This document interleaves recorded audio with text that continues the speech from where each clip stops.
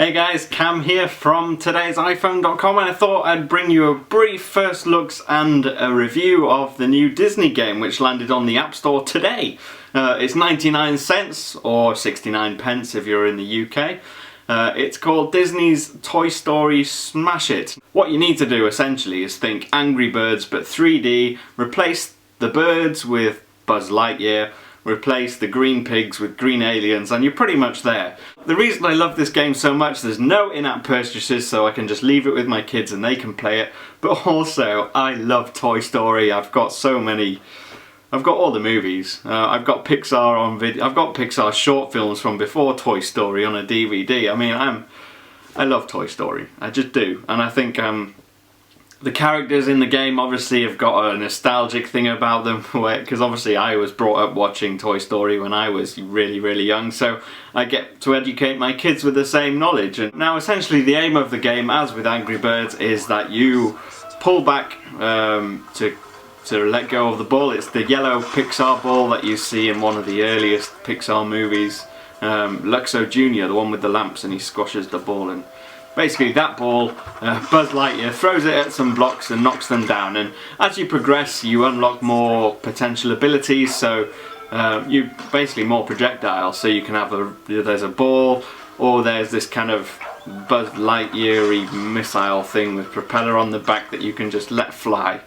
You've got wooden blocks, you've got glass blocks, and you've got metal blocks, and depending which one you hit they react in a different way. Wooden blocks, as you'd expect, would just topple straight over. Glass blocks smash to bits, and metal blocks are a little bit more tricky. But the aim of the game is to destroy all the green aliens before all your weapons run out, and also to get as many points as you can by collecting the gold cubes that are floating in the air as well. It's a really fun game, really simple.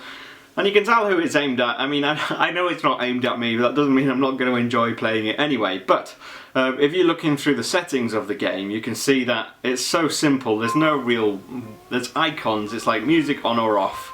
And that's pretty much it. There's like 2 or 3 different options in the settings. It's not complicated.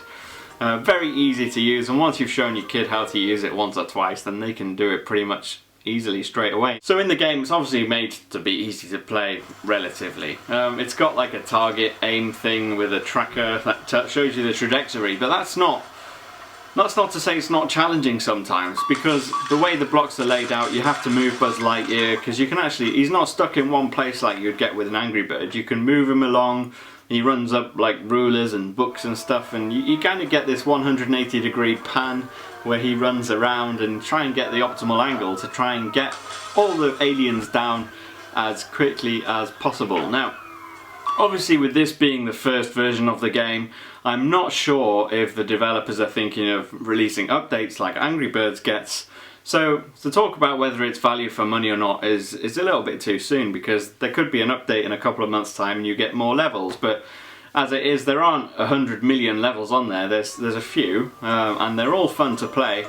I got through the first episode of I think about 20 levels, and you know, it's one of those games where I'm not going to begrudge spending 69 pence on, because it's so cheap. It's not free, granted, but because there are no in-app purchases, that's the only way they're going to make any money off it. So I'm okay with that, and I think it's a really fun game. I think it's certainly worthwhile playing. It's got the right theme tune, it's got great graphics, so if you're playing it on the Retina iPad or the iPhone 5, 4 or 4S, you're going to get really good quality graphics on there. Overall, it's just a load of fun. Now, what would be nice is if I could play as a different character. Obviously, the main character is Buzz. He's the one trying to defeat Zurg and the aliens and all that stuff.